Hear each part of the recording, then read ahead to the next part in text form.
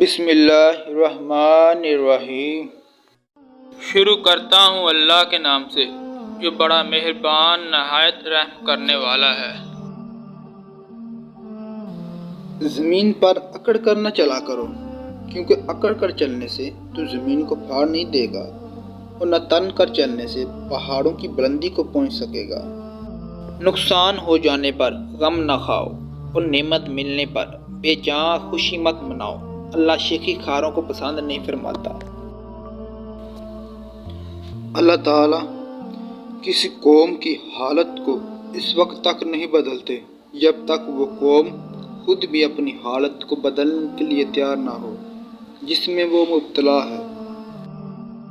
اے ایمان والو، جب تم آپس میں بات چیت کرو تو گناہ اور حد سے نہ گزرو اور نہ ہی رسول پاک کے خلاف بات چیت کرو، بلکہ نیکی اور بلائی پر بات چیت کرو اور اللہ ہی سے ڈرو جس کی طرف اٹھائے جاؤ گے۔ اور وہ جو اپنی بیویوں کو ماں کی جگہ کہیں اور پھر ازدواجی تعلقات قائم کرنا چاہیں تو ان پر لازم ہے کہ ایک غلام آزاد کرے، پھر تعلقات قائم کرے۔ جس کو غلام نہ ملے وہ 2 ماہ کے مسلسل روزے رکھے، اگر روزے نہ رکھ سکے تو 20 مسکینوں کو کھانا کھلائے۔ آدمی بہتری کی دعا مانگنے سے تو کبھی نہیں اکتاتا، اور اگر اس کو کوئی تکلیف پہنچتی ہے تو وہ دل شکستہ بالکل نا امید ہو جاتا ہے۔ ناشکری عذاب کی خوشخبری ہے۔ موت بے ہوشی تو ضرور آ کر رہے گی، اور ہم اس وقت آدمی کو جتائیں گے کہ یہی وہ حالت تھی جس سے تو بھاگتا تھا۔ کہہ دو اے محمد صلی اللہ علیہ وسلم کہ اللہ تعالیٰ کے علاوہ تم جن کو پکارتے ہو وہ تمہاری مصیبت کو ہٹانے یا بدلنے کا کچھ اختیار نہیں رکھتے۔ کیا تم ان ناموں کے لیے میرے ساتھ جھگڑتے ہو جو تم اور تمہارے بڑوں نے گڑھ لیے؟ اللہ تعالیٰ نے ان کے حق میں کوئی سند نازل نہیں کی۔ نعمت کا ملنا آزمائش ہے کہ تم شکر کرتے ہو یا ناشکری۔ جس شخص نے اللہ کی باندھی ہوئی حدوں سے باہر قدم رکھا اس نے آپ ہی اپنے اوپر ظلم کیا۔ مسلمانوں، ہم نے جو تم کو رزق طیب دے رکھا ہے اس کو بے فروخت کھاؤ، اور اگر تم اللہ ہی کی بندگی کا دم بھرتے ہو تو اس کا شکر بھی ادا کرو۔ رات دن کے رد بدل میں سمجھ والوں کے لیے ہی عبرت ہے۔ لوگوں، تم پر جو مصیبت پڑتی ہے تو تمہارے ہی اپنے کرتوتوں سے پڑتی ہے، اور خدا تعالیٰ تو تمہارے بہت قصوروں کو درگزر فرماتا ہے۔ نماز پڑھا کرو اور لوگوں کو اچھے کاموں کے کرنے کی نصیحت کرو۔ اے نبی، کہہ دو کہ میں اور پیغمبروں سے کوئی انوکھا پیغمبر تو ہوں نہیں، اور میں نہیں جانتا کہ آئندہ میرے ساتھ کیا کیا جائے گا، اور نہ ہی جانتا ہوں کہ تمہارے ساتھ کیا کیا جائے گا۔ میری طرف جو وحی نازل ہوتی ہے اور میں اس پر چلتا ہوں، اور میں تو صاف طور پر ڈرانے والا ہوں بس۔ مسلمانوں، ہمارے دیے ہوئے مال میں سے کچھ ہماری راہ میں خرچ کرو، اس دن کے آنے سے پہلے جس میں وہ نہ تو خرید و فروخت ہوگی اور نہ ہی آشنائی اور نہ ہی سفارش، اور جو راہ خدا میں نہ خرچ کر کے نعمت کی ناشکری کرتے ہیں وہ ظالم ہیں، یعنی اپنا ہی نقصان کرتے ہیں۔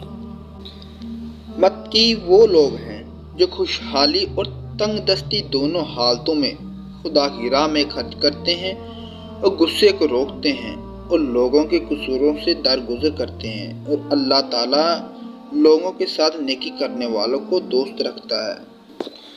اور سچ کو جھوٹ کے مخلوط نہ کرو، اور جان بوجھ کر حق بات کو نہ چھپاؤ، حالانکہ تم اس بات کو جانتے ہو۔ اللہ تعالیٰ کی راہ میں جو قتل ہوا اسے مردہ نہ کہو، بلکہ وہ زندہ ہے، لیکن تم ان کی زندگی کو نہیں سمجھ سکتے۔ وہی قادر مطلق ہے جو ماں کے پیٹ میں جیسی چاہتا ہے تمہاری صورت بناتا ہے، اس کے سوا کوئی معبود نہیں، وہ زبردست حکمت والا ہے۔ اور جنہوں نے لوگوں پر ظلم کیے ان کو مرنے پر ان قریب معلوم ہو جائے گا کہ کس جگہ ان کو لوٹ کر جانا ہے۔ اے لوگو، ہم نے تم کو ایک مرد اور عورت سے پیدا کیا اور تمہیں مختلف قومیں اور خاندان بنا دیا کہ ایک دوسرے کو پہچان سکو۔ بے شک تم میں سے جو پرہیزگار ہے وہیں اللہ کے نزدیک معزز ترین ہے۔ مسلمانوں، جب تم ایک میعاد مقررہ کے لیے ادار کا لین دین کرو تو اسے لکھ لیا کرو۔ تم کو لکھنا نہ آتا ہو تو تمہارے درمیان میں تمہاری باہمی قرارداد کو کوئی لکھنے والا انصاف کے ساتھ لکھ دے، اور لکھنے والے کو چاہیے کہ لکھنے سے انکار نہ کرے۔ جس طرح خدا نے اسے لکھنا پڑھنا سکھایا ہے، اس طرح اس کو بھی چاہیے کہ وہ بے عذر لکھ دے۔ اللہ تعالیٰ توبہ تو قبول کرتا ہے، مگر ان لوگوں کی جو نادانی سے کوئی بری حرکت کر بیٹھتے ہیں اور جلدی سے توبہ کر لیتے ہیں۔ اللہ تعالیٰ سب کا حال جانتا ہے اور تینوں دنیا کی مصلحتوں سے واقف ہے۔ اللہ تعالیٰ کے نزدیک تم میں سے شریف وہی ہیں جو زیادہ متقی اور پرہیزگار ہے۔ ہر نیکی بد کے ساتھ نیکی کر، اگر وہ نیکی کرنے کے قابل نہیں تو تو اس لائق ہے۔ آدمی کے تین دوست ہیں، ایک تو قبض روح تک ساتھ دیتا ہے، مال، دوسرا قبر تک، گھر والے، تیسرا قیامت تک، اعمال۔ جو شخص راہ ہدایت پر چلے گا اس کے لیے نہ دنیا میں کوئی ڈر ہے اور نہ ہی وہ آخرت میں غمگین ہوگا۔ اچھا دوست خدا کا بہترین دیا ہوا تحفہ ہے۔ بلا شبہ اللہ ہی سب کچھ جاننے والا اور وہ خبر رکھنے والا ہے۔ ملک میں فساد نہ پھیلاؤ۔ اللہ تعالیٰ کی نعمتوں کی ناشکری نہ کرو۔ خدا کی یاد عظیم ترین شے ہے۔ جو انسان نیک عمل کرتا ہے اور وہ اپنے لیے کرتا ہے، خدا اس سے بے نیاز ہے۔ والدین کے سامنے کلمہ اف بھی نہ کہو اور نہ ہی ان کو جھڑکو۔ گمراہوں کے سوا ایسا کون ہے جو اپنے پروردگار کی رحمت سے نا امید ہے؟ ہم کسی شخص کی طاقت سے زیادہ اس پر بوجھ نہیں ڈالتے۔ اگر تم اللہ تعالیٰ پر ایمان رکھتے ہو تو شرط فرمانبرداری یہ ہے کہ اس پر بھروسہ رکھو۔ ہم تمہاری برائیاں دور کر کے تمہیں عزتیں بخشیں گے اگر تم ممنوعات سے اجتناب کرو۔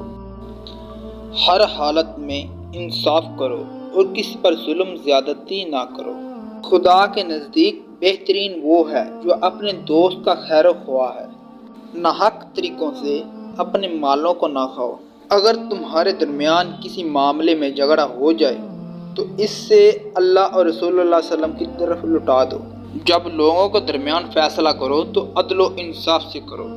اولاد کی پرورش اور تربیت کا خاص خیال رکھو، آخرت میں اولاد سے اطمینان پاؤ گے۔ عورت کے ساتھ عمدہ اور مسعت بھری زندگی بسر کرو اور اس کو کسی قسم کے سخت اور درشت الفاظ سے مت پکارو۔ ہو سکتا ہے جس چیز کو تم ناپسند خیال کرتے ہو اس میں اللہ تعالیٰ خیر و برکت رکھ دے۔ مومنوں، اپنے صدقے کو احسان جتا کر اور دوسرے کو ضرر پہنچا کر ضائع نہ کرو۔ مصیبت کی برداشت کے لیے صبر اور نماز کا سہارا پکڑو۔ جنہوں نے ہماری راہ میں کوشش کی ہم ان کو اپنا راستہ بتائیں گے۔ جنہوں نے نیک اعمال کیے ان کا اجر انہیں فضل کی شکل میں عطا کیا جائے گا۔ جب کوئی دعا کرتا ہے تو ہم دعا کرنے والوں کی دعا سنتے ہیں، مناسب ہوتا ہے تو قبول کر لیتے ہیں۔ تو ان کو چاہیے کہ میرے حکم بھی مانیں اور ہم پر ایمان لائے تاکہ وہ سیدھے راستے پر لگ جائیں۔ اللہ تعالیٰ اس شخص کی نماز قبول نہیں کرتا جو حرام مال کھاتا ہے۔ اللہ کی ذات بابرکات، بے مثل اور مہربان ہے جس نے انسان کو پیدا کیا اور بولنا سکھایا اور قرآن کا علم عنایت کیا۔ اے پیغمبر، یہ کتاب قرآن مجید جو ہم نے تمہاری طرف اتاری ہے بڑی بابرکت ہے۔ لوگوں کو چاہیے کہ اس کی آیتوں میں غور کرے، جو عقل رکھتے ہیں اس کے مطالب سے نصیحت کرے۔ کوئی چوری کرے، خواہ مرد ہو یا عورت، تو اس کے ہاتھ کاٹ دو، یہ سزا اللہ کی طرف سے ہے۔ مسلمانوں، عورت اور مرد زنا کریں تو ان دونوں کو 100 کوڑے مارو۔